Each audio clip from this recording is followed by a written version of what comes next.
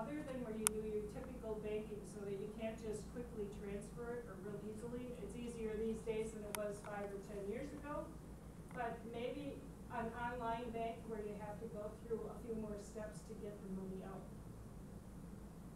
We recommend 3 to 6 months. So don't just dream, have a specific time frame and a dollar amount. So the home repairs. Sorry, is that 3 to 6 months of what you bring home or what you make? Bring home, There's net. quite a difference. Yes, net. Okay. Because that's what you actually have to spend. So that's what, you know, as you're saving it, and it would be able to supplement it. Okay. So in how many months? So for example, I need my car insurance is $600 a year. So in 12 months, I need to save $50 for my insurance, for my car insurance. So list your goals. Write your goals down. If you write things down, you're much more likely to achieve them. Have a dream board. You know, it might be, here's the pictures, and I'm going to paste them around the house. What is it that I really want? What are your goals? When I'm working with couples, I ask them to each do it separately, because your goals and your goals, my husband's goals may not be the same as what our partners are. Then list them from 1 to 5. When you talk about them to the other person, really listen respectfully. And then you have to compromise and prioritize. So one might want a new car and the other one wants the bathroom remodeled, or we need to get this stuff ready for the new baby. And then list your top couple of goals. Sub-accounts can really be helpful. So many people have a checking and a savings account, but they might have a sub-account for your car repair fund, car replacement fund, wedding fund, vacations, your dream vacation, your dream or your goal. What is that? Credit unions are especially good for this. If anybody has questions, don't be afraid to holler. The subject came up, what's better, a bank or a credit union when it comes to those kinds of things? Okay? Well, banks can be state, local, state, national. They are usually owned, privately owned, and so they're in business to make a profit for people that own it. Credit unions typically are public, they're owned by its members, and so you can sometimes get better rates. We have a couple of different accounts, a credit union and a bank. I had about $600 in 2 different accounts, one at a bank and one at a credit union. I made 1 cent interest in one of them in a month, and the other one made 96 cents of interest. Where would you go? 96. Which one do you think was which? Credit union. So credit unions I like because the sub-accounts, they'll allow you make 1 deposit and they'll separate it into all of those. Some banks will do the same thing. But but banks can also sometimes offer better rates on home loans. So you really have to shop around when it's time to do that. And are you touching on that today? I'm sorry, Are you going to touch on? You really need to shop around because Yeah. you're going to find that not all credit unions are necessarily the most economical to do business with. Depends on what type of an account you're looking for. You really need to shop them. And you'll find that sometimes banks have better savings rates, sometimes they don't, but it's not universally with credit unions necessarily. Right. Depending on what type of an account you need, you really need to shop. Whether it be for a loan or for a savings account. Call your bank or credit union. Tell them you want to have separate savings accounts for your vacation, your car repair. Ask if they have sub-accounts. Automate your savings. So, if you want to go into one account, have it set up so that it's automatic. It's going to hit your checking or your savings account, and it's going to go automatically into those other accounts. You have to treat money as a high priority. Has anyone heard the terms pay yourself first? Ideally, we say 10% of your income, your take-home pay should automatically go into savings and pay yourself first. So for example, $50 on the 15th of the month to the emergency fund, and enter the savings amount in your budget worksheet. I have a worksheet in here also. And the very first thing is emergency savings. So as you're finding money, substitute less expensive activities. Instead of dinner out 4 times a month, eat out twice and save the difference. Or consider carry-out. Consider eating from the deli. And the bottom line is making your food at home and maybe having a potluck with some of the neighbors. Carry snacks, soda, and coffee from home. The latte factor. If you spend $5 a day times 5 days a week, that's $25 a week times 4 weeks a month. Now we're at $100 a month times 12, that's $1,200 a year. How much is that bathroom remodel project going to cost? But, and I use this also, a lot of people, smoking can be even more expensive. So, looking at, here's a pack of cigarettes and it's $7, so that's 35 cents for every cigarette you smoke. And in some cases, I'll say every time you smoke one, you have to put 25 cents in your bank, in this bank. And you can't use that money for cigarettes. But after a while, it's like, oh my, how much have I saved? Skip the drive-through and ask for a better deal from your cable, your cell phone, your internet, and your telephone providers. Sometimes just calling and saying, hey, can you do better than this? What we just did. And did it work? Yeah. And what did it go from to? We're paying $15 a month, plus they threw in, upgrade us 2 packages for a year. Okay. So in a year, though, you have to watch how far it's going to go up and call again. Yeah. Okay, good. I'm proud of you. Finding money number 2. Unplug unused appliances. Call your insurance agent or call around and check into other agencies for your insurance. They're expecting you to be a loyal customer, but that doesn't mean that somewhere else isn't going to give you a better deal on insurance. And if you have packages, so you buy your homeowners and your car insurance or rental and car insurance from the same company, usually you'll get a discount that can be like 10 to 15%.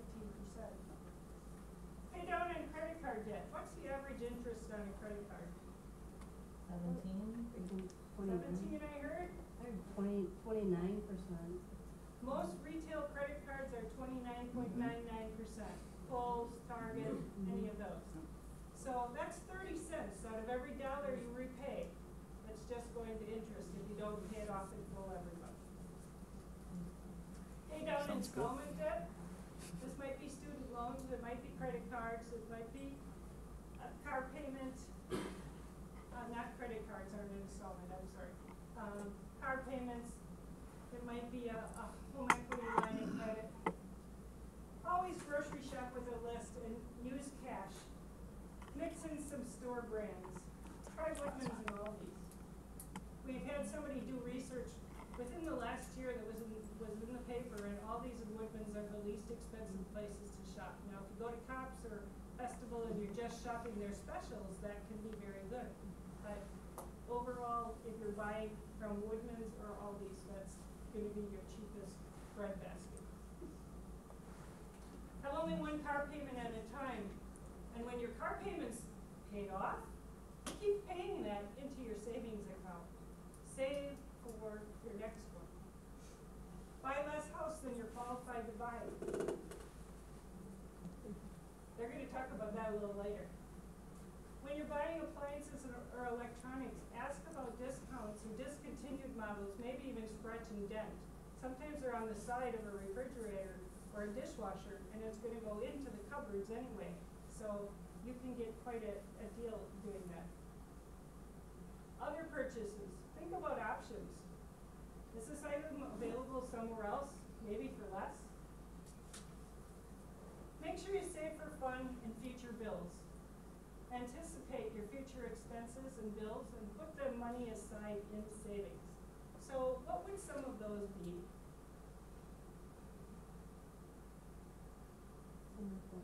Future bills. Insurance. Insurance, very good. Funeral. A funeral? Well, you know, some people do that. Healthcare. Healthcare? Well, Christmas. We have Christmas and birthdays come every year if you celebrate them. So those are future expenses. Vacations, you know, if you want to take a vacation, you know, I also look at if somebody comes in and tells me they have a $1,500 deductible every year, I want to look at how much do we have to set aside every month so that they can meet that deductible. Yes, if there really is a crisis. I mean, it might be that you're only going in for your annual physical, and that should be covered. But you know, you were one of the kids breaks their arm, and you have to go in. You have an emergency room visit. I had one in January, and I got 6 bills because of that one visit to the emergency room. And they like kept coming, and I'm like, seems ridiculous, but it happened. Have a simple budget or a plan. We like to call it a spending plan because it's how you plan to spend your money. So this monthly expense worksheet, it will ask you to, on here, project all expenses. When somebody comes in and we do an intake form, it has about 25 or 30 items on it. This will have about 72. And so when I go through this, I'm going to ask you, you have cable TV? What does it include? Cell phones? How many cell phones are you paying for? Is anybody else contributing to that? And, you know, I'll also go into some things about home ownership or rental, but I know that we're going to cover that later. Some ways to project your expenses is you can look in your checkbook register. So if you've documented things, when you used your debit card or if you wrote out checks, you might have wrote that this was for rent and this is for Christmas gifts and this was a wedding shower. You can look at your past bills and your past credit card statements. Use tracking to help you better understand. And again, this is a tracking sheet and looking at, typically tracking is face-to-face expenses, like when you go to the grocery store, you go out to eat, you get something out of the vending machines at work, you drop money in the red kettle at Christmas time, you're buying clothing, or pets. You know, pets have come to be very expensive. And you don't realize, the kids come home from school and say there's a field trip, and I need this for my field trip, and I need this for school, and all of those things add up. Include a monthly amount for occasional expenses like car insurance, dollars for occasional expenses into savings. Now list all of your debt payments. Hopefully there's not many. Complete all of the categories that apply to you, but don't eliminate all of the funds. So sometimes they have folks that come in and there's nothing for entertainment, there's nothing for vacation, and it's like, we can't do that. And you know, I really will encourage them to look at what are the free activities that are going on. What do you like to do? I was talking to Roshan back there earlier and about service learning and trying to find out what do they like to do so I can direct them to activities that might be available at little or no cost. Compare your income and expenses. So here's my income and here's my expenses. Do they balance? Is there a surplus or a deficit? If there's a deficit, we have to either decrease expenses or increase our income. To get ahead, spend less than you make. So this was another example of an expense worksheet. So, the spending plan. Use cash envelopes. So the first category right here is cash.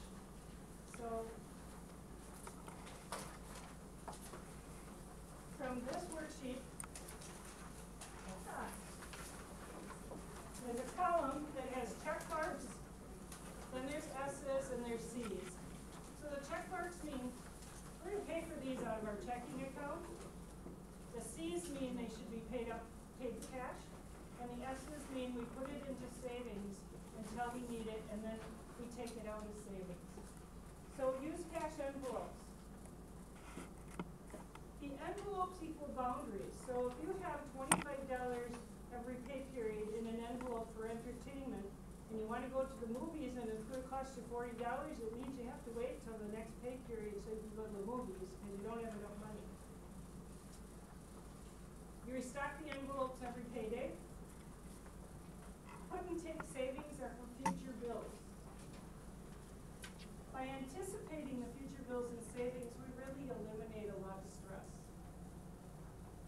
Save for future funds like vacation and Christmas. For gifts like birthdays, anniversaries. Save for all those curveballs. Savings are really a mental boundary, and we really think twice about spending the money.